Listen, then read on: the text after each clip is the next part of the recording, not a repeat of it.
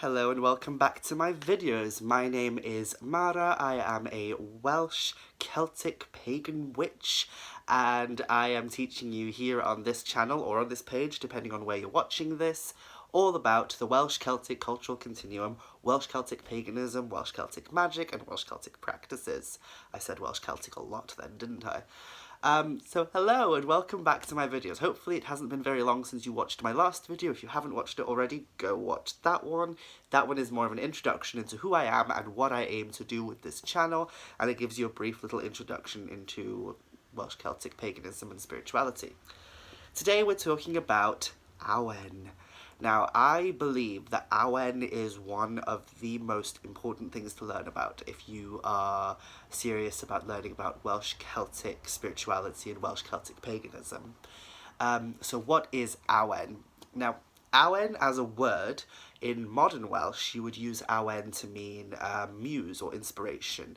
It's not a unheard of word for me. I heard it way before I came into paganism, long before I started kind of conversing in groups of pagans and druids and witches.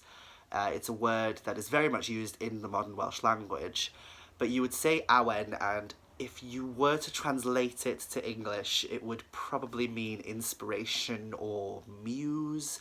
Like, for example, artists usually talk about being inspired or feeling the Awen, teimlo'r Awen, and they would talk about certain things that give them Awen or inspiration or act as a muse for them, such as the beauty of nature or the beauty of the Welsh language and such.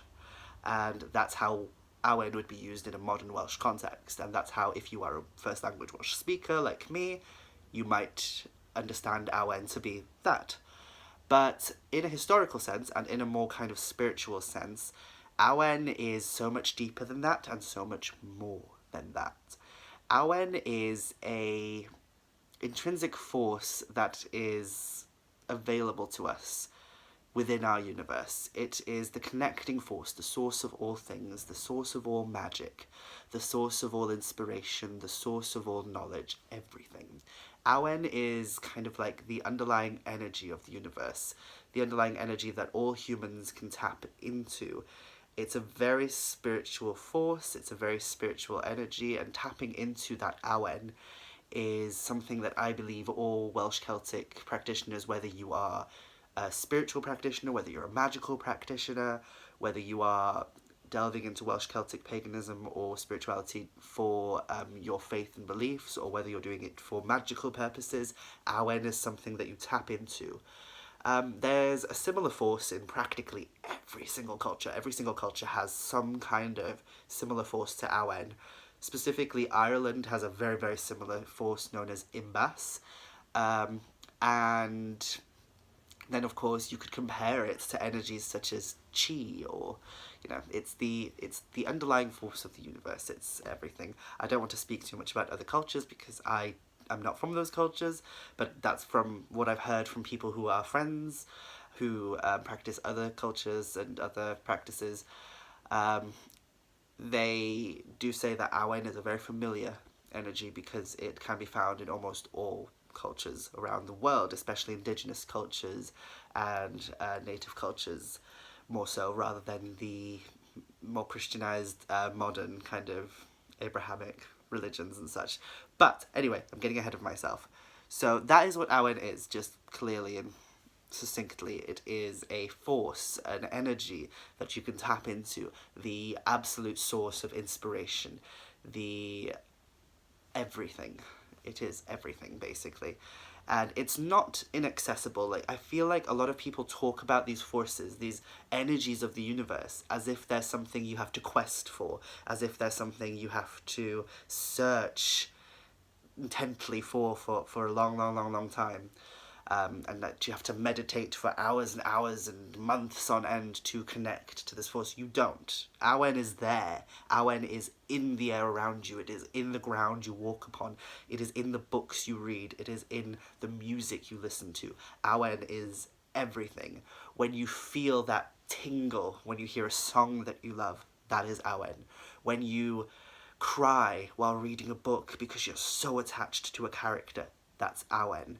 when you are walking down the street and you see a beautiful tree and you think to yourself, I want to paint that, I want to draw that, or I want to photograph it, or even just, I want to sit here and look at it for a bit because it's so beautiful. That's Awen. It is the force of inspiration. Awen to me is the underlying energy of my practice. It is what I yearn to connect to daily, and I feel it in everything that I do, in absolutely everything, whether it's, like I said, whether it's an artistic expression, when I'm inspired to draw, paint, sing, dance, or write, whether it's any of those things, I feel the Awen there. But I also feel the Awen when I get inspired to cook my favourite meal. I also feel the Awen when I get inspired to hug my partner out of nowhere. It's the Awen that's embedded within me, and that's embedded within the world in which I live, that is fueling me to feel these things. It's a very spiritual energy, and it is beautiful. If you want to read more about Awen, I very much recommend the Book of Celtic Magic by Kristoffer Hughes, published by Llewellyn's. There's a lot of information, not just about what Awen is in that, but also how to connect to it, how to sing it, and such. And yeah, it's a very beautiful force, and there's a lot of kind of lovely little exercises in that book that can help you connect to it on a deeper level. Historically speaking, Awen was first recorded in books, or like first literally recorded. I think, this is off the top of my head, I think it was around the 7th or 8th century, but it was by a monk. And a lot of people take this to mean that that's when Awen originated, but it's not, because that's just when it was first recorded. The Welsh traditions is a very oral tradition. The Druids and Welsh people of old didn't really record anything down in books. Therefore, the first people to record any of the myths, folklore, legends, and magic of Wales were, of course, monks. So they've been very much made to be Christianized. That's why if you read a lot of Mabinogi or Welsh myths or Welsh folklore, you'll see that a lot of them have a lot of Christian themes in them, a lot of God references, a lot of Jesus references, and it might be confusing because you'd think, oh, does this not predate Christianity? And it does. It's just that it was first recorded by the monks, and we owe them so much for that. I see a lot of people poo-poo the monks and say that they were evil for doing what they did, for Christianizing the myths and such, but they preserved them. They preserved our myths, and without them, I don't know where we'd be right now. I mean, it's hard enough connecting to the Welsh cultural continuum as it is without adding an extra layer of, like, imagine if the monks hadn't recorded our myths. I do wonder sometimes, what didn't they record? That would be interesting to see, like, what didn't they record? What didn't they keep? But anyway, that has nothing to do with what we're talking about right now, which is Awen. So, yes, Awen.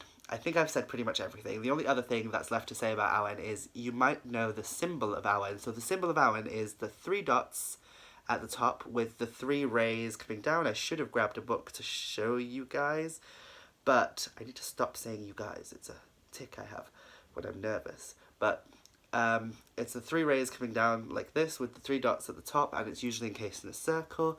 It's a very modern symbol. I think, if I know my history, you can learn this history properly if you Google it and search, or if you search in books. I'm just spewing off the top of my head.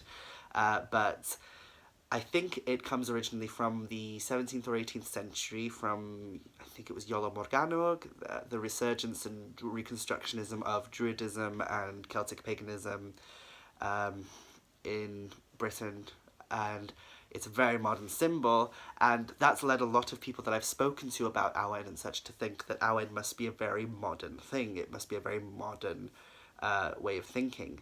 But it's not. It's a modern symbol that's been attached to an older force, an older idea, an older entity. And so a lot of people use that symbol today to connect with Awen, but just know that the symbol itself is quite modern, whereas the energy of Awen is much, much older. Anyway, I think I've babbled on long enough.